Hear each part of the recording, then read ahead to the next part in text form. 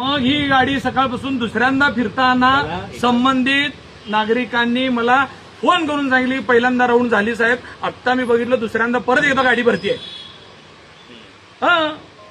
मग येऊन विचारलंय ही गाडी कशाची भरली काय. अहो एकीकडे आपण रोज गरीबाचे तोडून आणतो, लोक रस्त्यावरचे रडा लागलेत, पण आपण म्हणतो चला शहर स्वच्छतेच्या नावाखाली मोहीम चालू आहे, चांगली गोष्ट आहे. पण साहेब ही काय शहर स्वच्छ करायचं आहे का शहर साफ करायचं आहे लोकांच्या खिशातनं पैसे काढून.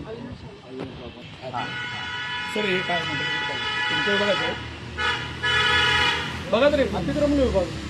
मग त्यांचं अतिक्रमण नियंत्रण अधिकारी. हे कुठं चाललं गाडी कुठली आहे बाहेरची गाडी दिसते की हो.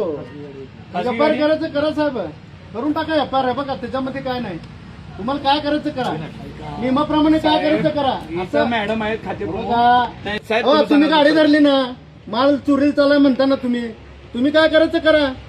असं नाही, लोकप्रतिनिधी तुम्ही आहे. आम्ही काहीच ऐका. नागरिकांचा फोन आला हो का साहेब, प्राध्यापक तुम्ही आहात, तुम्ही आम्हाला एक सांगा ही गाडी तुम्हाला विचारून बाहेर चालली आहे का.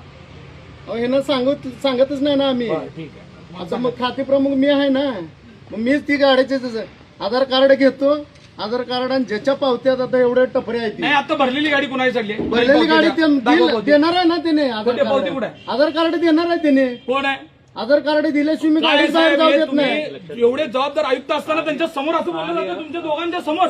आयुक्त आहेत तुम्ही, ही काय बोलू नका तुम्ही. ही कार्यपद्धती कारण साहेबांचं म्हणणं घ्या. काय सांगाल कारण साहेब, सांगू दे कारण साहेबांनी.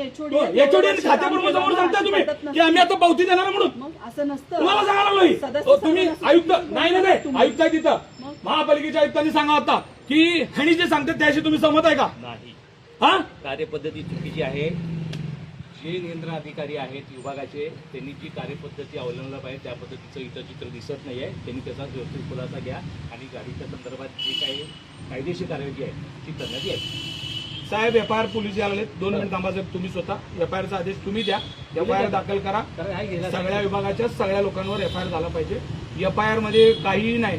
जे इथं होते तुमच्याकडे अजून माझ्याकडे कॅमेरे आहेत, इथले कॅमेरे तुम्ही तपासायचे, पोलीस तपासतील. तुम्ही नाही हात लावाच त्याला, इथं पोलीस त्याला त्या कॅमेऱ्याला हात लावतील. तुम्ही नाही, पहिला फक्त एफआयआर तुम्ही द्यायचा.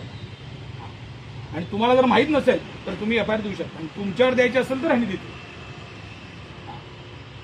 बरोबर आहे का.